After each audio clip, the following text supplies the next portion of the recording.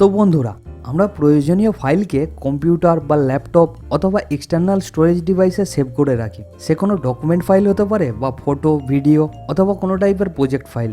কিন্তু কখনো কখনো ভুলবশত এই রকমের কোনো ফাইলকে আমরা যদি ডিলিট করে ফেলি, বা বলতে পারেন অন্য কোনো ব্যক্তি ভুল করে আপনার সেই ইম্পর্টেন্ট ফাইলকে যদি ডিলিট করে দেয়, তখন আমরা চিন্তা করি যে সেই ডিলিট হওয়া ইম্পর্টেন্ট ফাইলগুলিকে কিভাবে ফেরত পাবো, অর্থাৎ রিকভার করব। তাহলে এই সমস্যার সমাধান পাওয়ার জন্য আপনি ভিডিওকে শেষ পর্যন্ত দেখুন।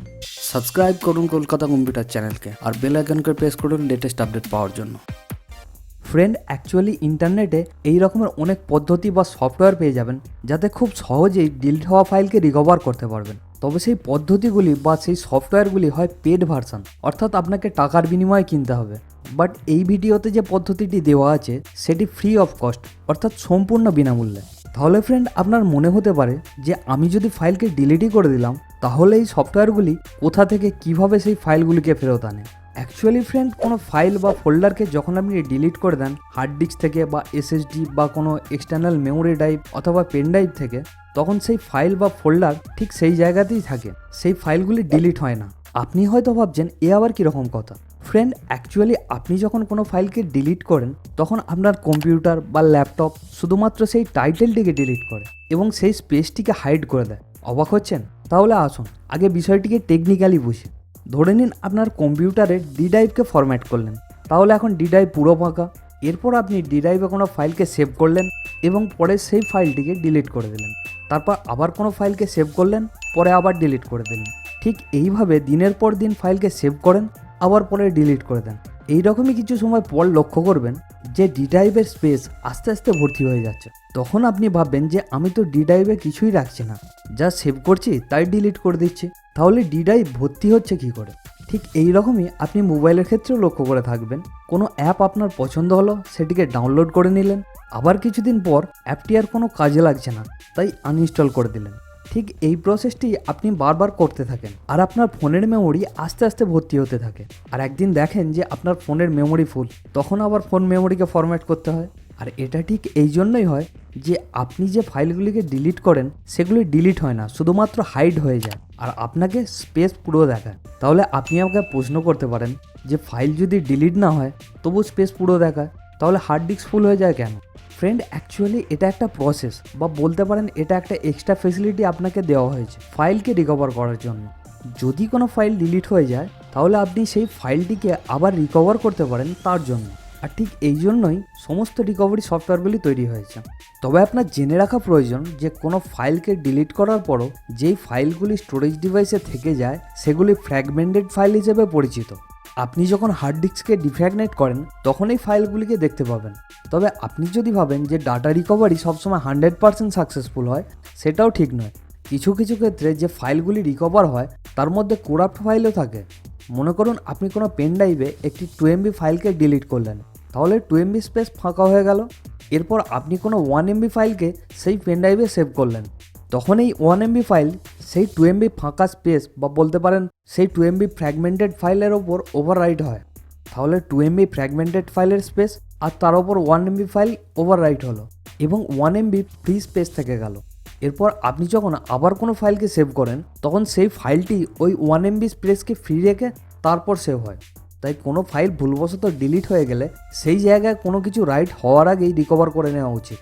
নাহলে পরে ফাইল রিকভার করতে গেলে আপনি হয়তো করাপ্ট ফাইল পাবেন, অর্থাৎ রিকভার হওয়ার পর ফাইল ও টাইটেল শো করবে কিন্তু ফাইল করাপ্ট দেখাবে। তাহলে ফাইল রিকভার কনসেপ্ট ক্লিয়ার? তাহলে আসুন এবার পরিচয় করা যাক ফাইল রিকভারি সফটওয়্যারের সাথে ও রিকভার করে দেখা যাক এইরকমই কোনো ডিলিট হওয়া ফাইলকে। তাহলে ফ্রেন্ড, আমি এখানে ফাইলকে রিকভার করার জন্য রিকভারি সফটওয়্যারকে ইউজ করছি। এই সফটওয়্যারটি ফ্রি ভার্সন ও পেড ভার্সনে পেয়ে যাবেন, তবে আপনি চাইলে অন্য কোনো ফ্রি সফটওয়্যারকেও ইউজ করতে পারেন। ফ্রেন্ড, আপনি যখন নতুন কম্পিউটার বা ল্যাপটপকে রেডি করেন তখনই ডাটা রিকভারি সফটওয়্যারকে একসাথে ডাউনলোড ও ইনস্টল করে নেওয়া উচিত। নয়তো ফাইল ডিলিট হওয়ার পর যখন আপনি ডাটা রিকভারি সফটওয়্যারকে ডাউনলোড ও ইনস্টল করবেন তখন হয়তো সেই ফাইলটি ডিলিট হওয়া ফাইলটির ফ্র্যাগমেন্টেড ফাইলের ওপরই ওভাররাইট হয়ে যাবে। তো সিম্পলি সফটওয়্যারকে ডাউনলোড করে নিন, আর অবশ্যই ফাইলটির ডাউনলোড লিঙ্ক ডেসক্রিপশানেও দিয়েছে। তো ডাউনলোড হওয়ার পর ফাইলটি এরকম দেখতে লাগবে, অ্যান্ড ইনস্টল হওয়ার পর অ্যাপ্লিকেশন শর্টকাটটি এইরকম দেখতে হবে। তো ফ্রেন্ড, আমি যেহেতু কম্পিউটারে অলরেডি পেন ড্রাইভকে কানেক্ট করে রেখেছি তাই পেন ড্রাইভটি ই ড্রাইভ নামে শো করছে। এবার আপনি দেখতে পাচ্ছেন এর মধ্যে কতগুলি ইমেজ ফাইল আছে। তাহলে এবার এই ইমেজ ফাইলগুলোকে আমি ডিলিট করে দিচ্ছি। ওকে, ফাইলগুলি ডিলিট হয়ে গেছে। আপনি দেখতে পাচ্ছেন আমার পেন ড্রাইভ পুরো ফাঁকা। এবার দেখুন রিসাইকেল বিনও পুরো ফাঁকা। তাহলে এবার রিকভার ইট সফটওয়্যারকে ওপেন করা যাক।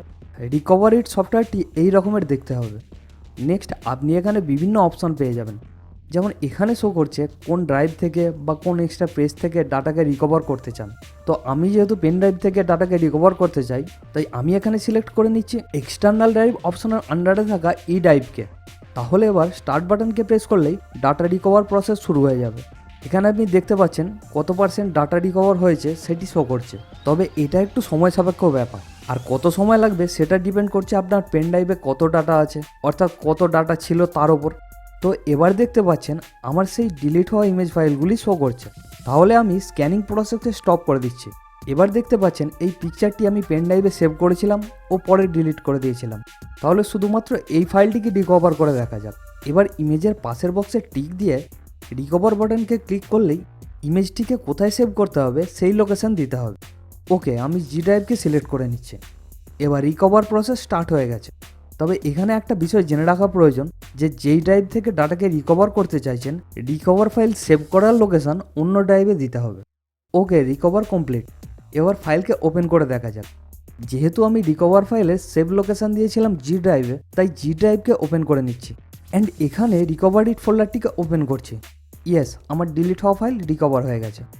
তাহলে বন্ধু, এবার যদি আপনার কম্পিউটার বা ল্যাপটপ অথবা এক্সটার্নাল ড্রাইভ থেকে কোনো ফাইল ভুলবশত ডিলিট হয়ে যায়, তখন সেই ফাইলটিকে আপনি নিজে নিজেই রিকভার করতে পারবেন। আর বন্ধুরা, ওই লাল রঙের সাবস্ক্রাইব বাটনকে ক্লিক করে ক্রিয়েটারকে সাপোর্ট করুন। আর আপনার সেবায় কলকাতা কম্পিউটার সবসময় হাজির। And thanks for watching.